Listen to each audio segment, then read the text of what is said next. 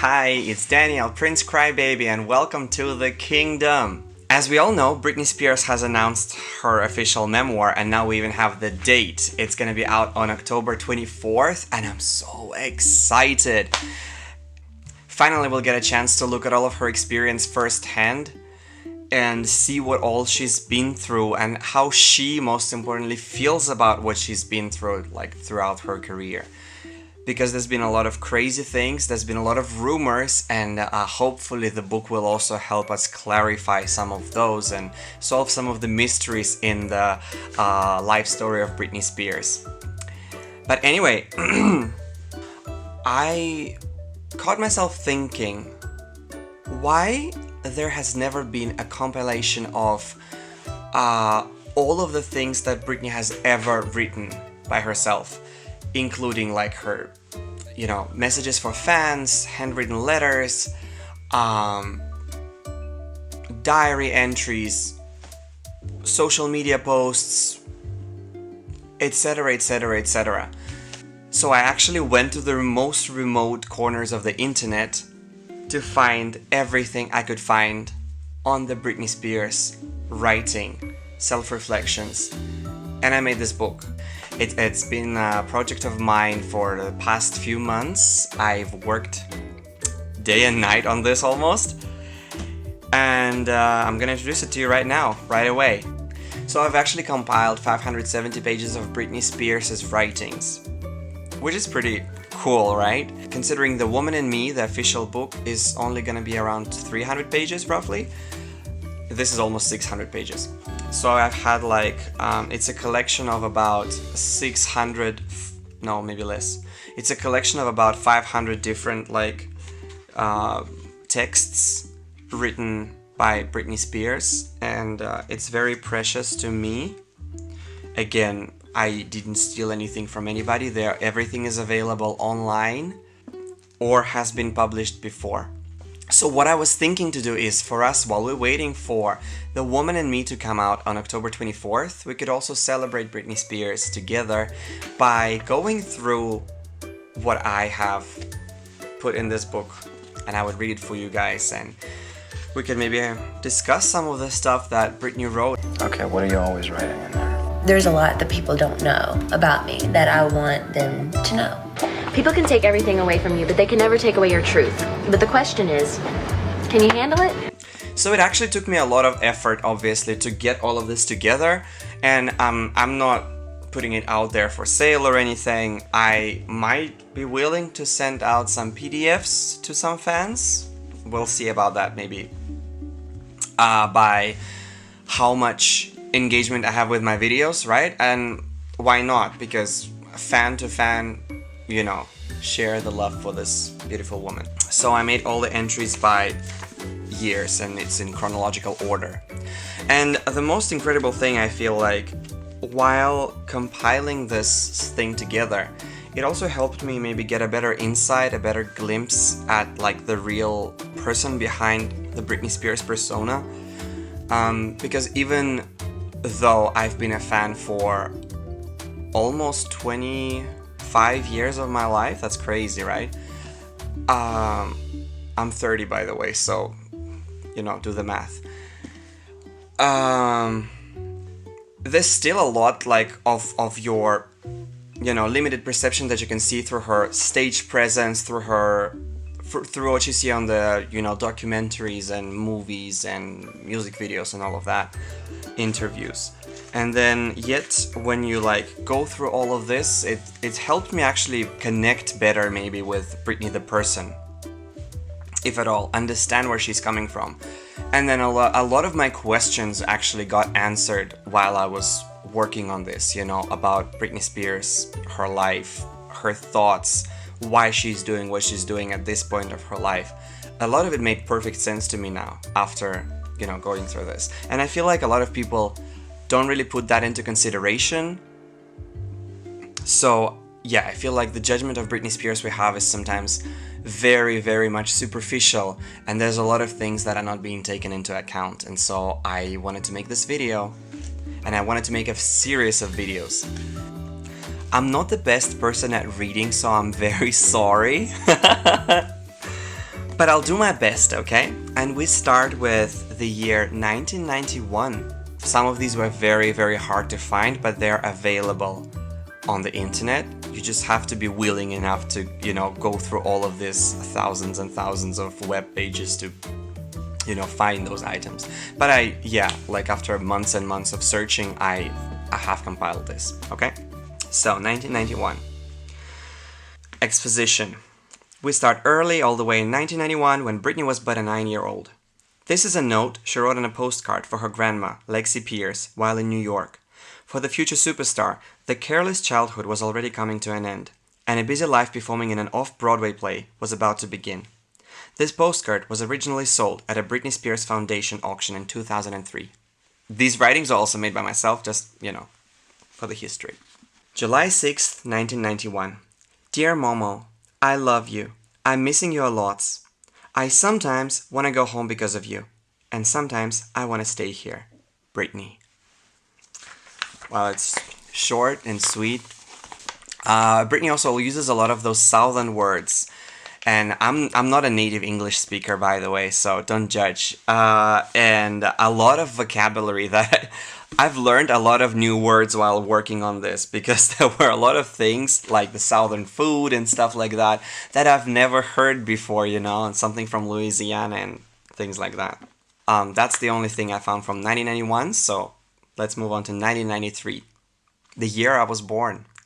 How many 93 kids are there in the comments? Let me know, okay? Following are the 6 books reviews that were written by Britney as part of her school assignment. They were sold off at different auctions throughout the years, but they were most likely written at the same time. Once, a part of Britney's review of Antigone was published online and she was mocked at and heavily criticized. People didn't take into consideration that all of these were written by an 11-year-old girl. Yeah, that's true. So, one of these reviews for an ancient Greek tragedy, translated into English, was published on multiple websites, and people just made fun of Britney Spears for, she made a few factual mistakes in the book and all of that. So I haven't edited the texts in any way, I just typed them out, and of course I was typing them from Britney's handwriting, so there might be a couple of mistakes here and there, but mostly not really. So the grammar and everything, it just comes from an 11-year-old girl from Kentwood, Louisiana, so, you can't expect too much from this, but this was very sweet and interesting to see, how she was reflecting, how she was thinking, how she was interacting with these things at this age. So let's get into it. Antigone by Red Warner. Antigone is about a girl who loses her brother during a war. She wants to bury them, but the new king, Crown, will not allow it, and who shall ever do so will be killed. Antigone wants her brother buried, because she wants him to be able to be in the heaven of ghosts. So she goes out and buries him. There was a rumor about her burying her brother, so the guards keep a good look out. Finally, they catch her. They take her to the king. The king's son is supposed to marry her. The son begs his father to have mercy, but nothing stops him. He puts her in a chamber. An advisor comes along and warns him that the gods are angry with him. He gets scared, so he lets her go. When they get to the chamber, they find her dead because of suicide. Her soon-to-be husband kills himself because he can't stand the thought of living without her. The mother finds out about her son's death and commits suicide. The advisor was right about the gods being angry. I like this story because it was different. Even though it ended weirdly, it was serious, dramatic story, which made me like it. Out of all of these books, I've only read the Antigone. I was really into the Greek drama, the Greek tragedies. They're amazing. It's so captivating, like you cannot take your eyes off of the book, like you're so addicted. The next one. Up the Slide by Jack London. Clay sounds like an independent guy that has no fear. He goes to the slide to get wood, thinking everything will be alright. Then he sees how steep, slippery and dangerous the slide really is. He thinks wise, then makes his move. He gets on the slide, sleeping nervously, but anxious to get wood. He never tries to quit. It doesn't even enter his mind. He says to himself, "If I fall, I know I'll catch myself." Then he figures out he can't go back to the slide because it's too dangerous. He realizes he has to go up the slide, but it will be a lot of work. When he gets up the hill, he hurries back to his friend and not only has wood, he has it to sell. The characters were interesting, but the story itself I didn't like. I guess I couldn't get into it like I do other books.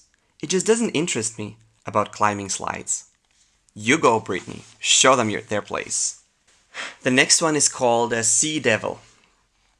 This one I think was the most confusing one. Sea Devil, Arthur Gordon. Sea Devil is about a man who is confident and ambitious. He loves to catch mullets. At night is usually when he catches mullets, because he loves the calmness. It brings pleasure to him. At the boat, one night, he caught a cray, thinking it was a mullet. He tried real hard to catch it or pull it in. All of a sudden, it pulls him in the water, and his hand gets caught on the net. Trying real hard to get loose so he won't have a horrible death, he sees a black, scary sea devil. The porpoise hit the manta ray with its tail. After quick thinking and hard work, he puts the net around the pole, and the barnacles cut the net, setting him free at last. I actually didn't like the story, because I didn't quite understand it.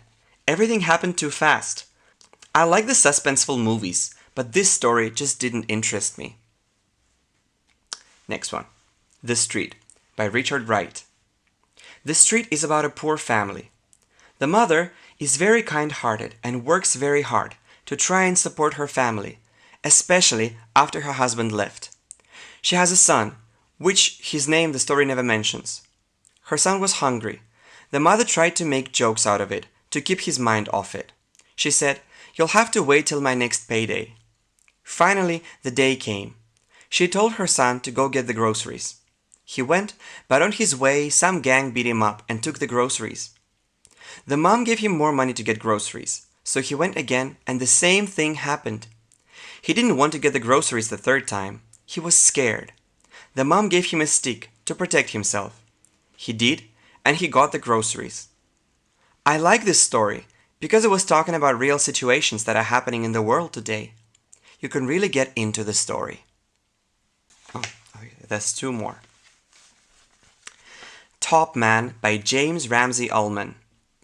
Top Man is about a group of climbers that all have the same dream. That dream is to reach the top of K3. It has never been done before, which makes them very anxious. Nace and Osborne are the main characters. Nace is really the leader of the group because he is old and experienced. Osborne is young, fearless, and loves to take chances. Osborne was really ambitious to get to the top of K3. Nace thought it was wise to be careful and take it slow. One afternoon, Osborne disappeared. Everyone knew he went on journey by himself. They went looking for him. Nace found him in danger. Nace tried to help him with an axe.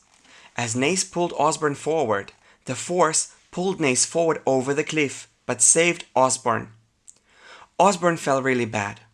He never admitted he made it at the top of the K3 first. He let people believe Nace did it, which makes it better because Nace wanted it more. Then later on, a group came along, thinking they were the first to reach the top. They saw the axe left at the top, knowing they weren't the first. I really liked the story. I understood it. It was exciting. Always makes you want to read more and more. And the last one we have here is No Talent Kid by Kurt Vonnegut.